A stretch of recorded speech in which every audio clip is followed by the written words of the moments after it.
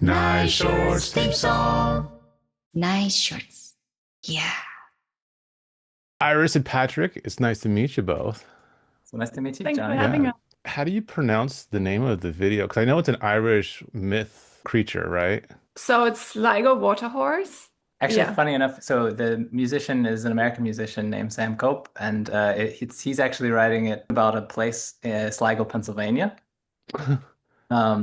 which is a place that he grew up, or around where he grew up, and where I also grew up. Like we're close friends, and we wanted, because we moved to Ireland, we kind of wanted to connect that American place with like the Irish Sligo, which is like a city and a county here in Ireland. We went to high school together, and we played in bands together for many years. And we had the idea to make a few videos for his kind of newest record, Sligo Waterhorse. And I went to the US to film something for it. And originally we had this idea for making a Super 8 like pixelation technique animation.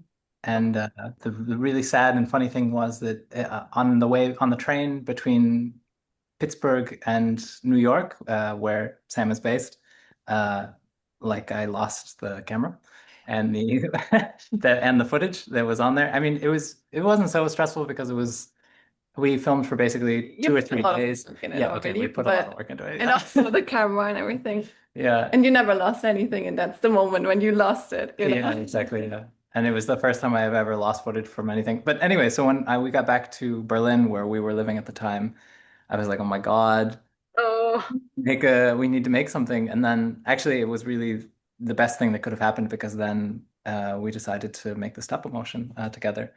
Yeah, because we had the part that you can see in the film that is Super 8, that is shot in Sligo in Ireland. Hmm. We still had that footage because it was from an earlier trip. So the idea was to basically create like story around this little clip that we still have, or create like a frame and come up with a character, and that ended up being the stop motion mouse character that is basically watching his VHS tape in his living room. Yeah. The ultimate replacement animation, because you started with something totally different and lost it and replaced it with everything. True. Yeah. I still hope that someday this camera turns up somewhere and someone finds it in a thrift store or something and has like this Sure. footage in it, and it's like, okay, what is that? And then it has like a whole different life. you want to use this opportunity to describe what that camera looked like so Yeah. lost and found can find you? Well, it was a Minolta 401. So if anyone sees, No sticker, no personal something on it, right? no, unfortunately not. No, but now I have AirTags and everything, so it was like a really good experience. Okay, yeah, so that's it. Oh, about initial like pixelation. Why you, as a camera operator, decided pixelation animation?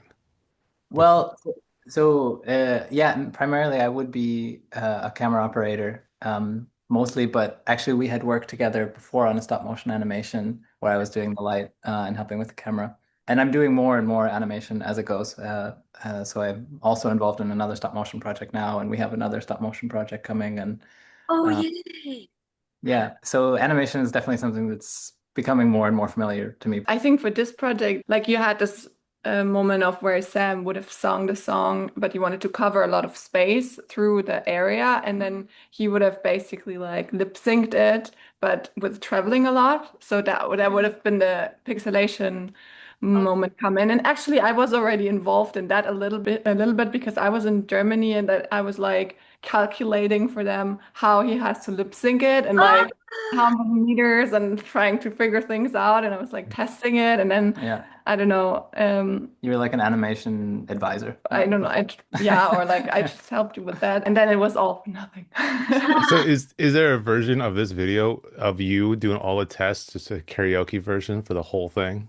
Actually, yeah. Yeah, or not for the whole thing, but for the clip where the pixelation part would have been. And Yeah. it's really bad quality, like recording from off the screen, be very close and like in front, like a blue wall. And it's really crazy. Yeah. So when you have to animate to lyrics of one of your best friends, how are you sitting with the lyrics and how are you working with interpreting them and how are you going through that process? With the lyrics, I think that we weren't taking like directly what it's about, because I think it was more of just an inspiration of the tone of it, because I think the lyrics in the song that he wrote stands perfectly by itself. And that's kind of what I like about music videos, is sometimes to see something different than what's in the song. It's a perfect song. And I think that like it doesn't need a visual to like be perfect. And so it was kind of, I think we were just trying to make something else with it. Because a lot of the lines in the songs are like kind of melancholic in a way. Mhm. There's one line where he says, "Mice got into the flower" or something like Yeah, that. into the flower jar. Yeah. And I was His thinking, oh, how big. funny it would be. It's because it's a character. Of course, he gets into the flower. Like the mouse got into the flower because he bakes his bread. Yeah. Hmm. And like how we came up with the mouse as a character to watch this video. That's Like, true. Yeah. I see. yeah, so so this was like the only like direct line. And then I think the song doesn't even have the word Sligo. No, it doesn't. I think everything else came more from the feelings that the lyrics gave us and how we could translate that into a film. As soon as you said the mouse got in the flour, him baking the bread is so funny and perfect. Yeah, thank you. I mean, there's so many things I feel like that we obviously thought about, which will not come across in like the 2 minutes 50 or whatever the song is saying. Yeah. Like, but it's nice that there's like some bits and bobs that people can discover. And yeah. So in the props, you have like the Celtic harp, and then you have a lot of like Irish Catholic, I'm guessing, references going on throughout. What are you tying to Pennsylvania and what are you tying to Ireland? Like, where's the balance when you were doing that set? That's a great question. It was a struggle while we were doing it to figure out, because I don't know if someone watching it would necessarily think, oh, this is in Ireland, or this. I mean, I think most people would think it's in Ireland. But we tried to make it's sort of this feeling of this Sligo, Pennsylvania, which is like a town of like 10, not 10, but like 10 people. I think it's Half a actually family. yeah, 300 people town, so it's a really, really small town. Hmm. And like the way I was growing up, I'm also growing up from like an Irish Catholic family heritage-wise, and especially visiting like my grandma and my aunts and all of those things. There's all of these like the prayers on the walls and like the Irish cross and the Celtic, like a lot of Celtic imagery. Hmm. Um, kind of, even though none of them really have any specific connection with Ireland anymore, other than just being like descendants of it. But there was somehow this like longing for a place. So we kind of just tried to bring that into the set design. Yeah, I think that was basically the what we found. What was the story behind all of it? Like, what we tried to portray, and also this feeling, like a longing for a place that you actually have never been to, but you have like all these stories about this place, maybe in your family, or like your family sees themselves as Irish, even though they have never been to Ireland or something like that. Yeah, And it was actually very sweet to hear that. I think it was the uncle of the musician, Sam, yeah, was apparently like crying, like he was so moved by it in some way, and that was like we couldn't have thought that it would like have an impact on them so much, but it somehow did, and it was really sweet to hear. yeah. Yeah, Yeah, he also comes from a like a sort of Irish American background, like especially on his mother's side. So the musician I'm talking about now, he grew up in a similar way that I did, with this kind of like a lot of the imagery from his childhood being Irish themed, let's say. yeah, but it was a problem, like, or like we were thinking about, will it look like it just is in Ireland? Because we also didn't want to mock that, like, because we brought all these things in, like the harp and the cross and like the Irish prayer. And some of the things were actually also sent from the mom of the musician who had like certain small things and That's true, yeah. gave them also to us. And it was like really sweet. Like the prayer, I think that was like a little print of like a little prayer that they actually had hanging somewhere in their kitchen, what the family had. But yeah, I tried like there's not really any hint, but there's like a little tiny outlet. Yeah, And it the was like American so outlet. important to me that it's the American outlet, not the Irish one, because that's like the one little detail. If you see that, then you see that it plays in America and not in Ireland. Yeah. The lamp, the bottom, is that like a little mouse kind of figure for the lamp base? That's really funny. Yeah, I found that actually in an antique shop. It's a perfume bottle, like a little mouse perfume bottle. Like it was the top The top of of it, the yeah. perfume bottle of the cap. It Yeah. was covered with this little mouse. because originally there was the idea of like incorporating a lot of like real like human-sized element in the set, which in the end there's not so many, only the mouse, but you don't really know that it's the cap. And then there's a little like the little box of a film. Oh yeah, true. It's also in there. So it's like the only two things that stayed in there that were like human sized, you know what I mean? Like from life. Yeah, not miniature, like you replicate. Exactly. Do you guys have favorite objects in that set? What links to you the most? Ooh.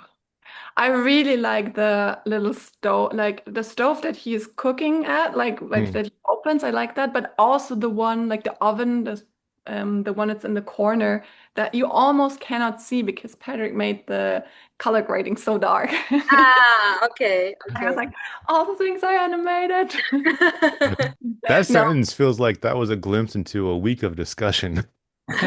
So what's your favorite object in that? Oh yeah, I didn't think the whole time. No. The Minolta 401.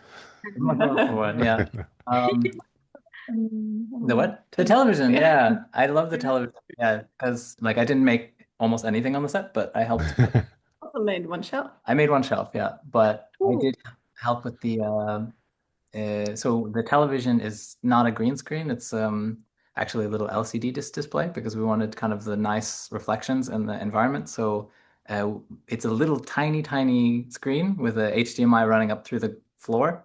Really? It's Then practical. yeah, it's practical, like right on the set. So maybe that's my favorite object. Yeah, thanks. Yeah, that would also be mine, like if it wouldn't be the stove. Yeah.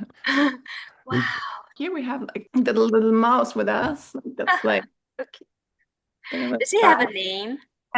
we just called him Mr. Mouse. Mr. Mouse. The mouse. Okay. It all came together quite like quick since we had like to find a new solution. So we kind of like went in and like it's not that we came up with a character and gave him a whole long backstory and gave him a name and made drawings. Like I was basically from the beginning like just crafting it without much sketching before or something like. Oh, Yeah. interesting. Just directly finding it while you're making it process. Yeah, like Uh, definitely, yeah, and was like that. I feel like my connection to a story often comes out of the environment more, or like the place with characters in, than at first the character itself. That totally makes sense. Yeah, it's actually an extension of where the character live, which is also very important, like side story for that.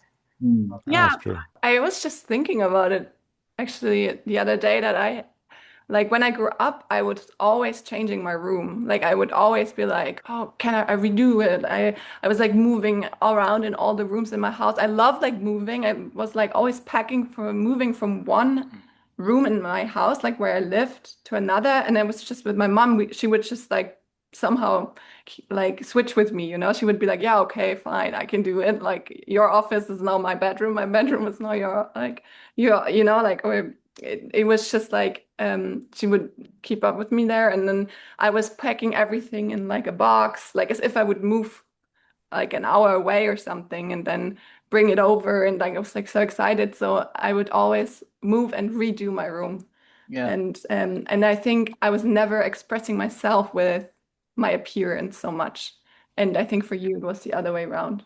Oh yeah, And true. Yeah, I think you expressed yourself more with the places that you inhabited and how you change your environment than like what you wear. yeah, and so I think, but because animation has like I think mostly very telling characters, I'm still getting into that and like trying to explore that more. I think we share also a certain sensibility about space because like coming from like live action, I'm mostly actually working as a Steadicam operator. So it's always moving, like I'm moving through spaces a lot. And it's really like a very spatial work that I do. So I think that actually we go on well together with like our interest in space and telling stories through space, and how the characters are like reflecting their internal experience to the space around them. Yeah. Yeah. It felt like a consistent long shot, and we get to see so much storytelling just through all the objects and set design, including lighting. So, what might be the reference or anything when you try to craft the lens and also the lighting. Because he kind of transports in space and there's sort of time passing. So it kind of, by putting it all into one shot, hopefully it created the effect of this feeling of like, that this is very regular for him. And it's like, it's a day in a life and we see a certain like The regular, mundane. exactly the mundane. Also, I just was kind of excited about it because you don't see so much like long takes in stop motion because it's really difficult. And and so it was just kind of an exciting thing to try. Yeah. I think we would have also wanted it to be one take truly if it wouldn't have been like due to technical problems.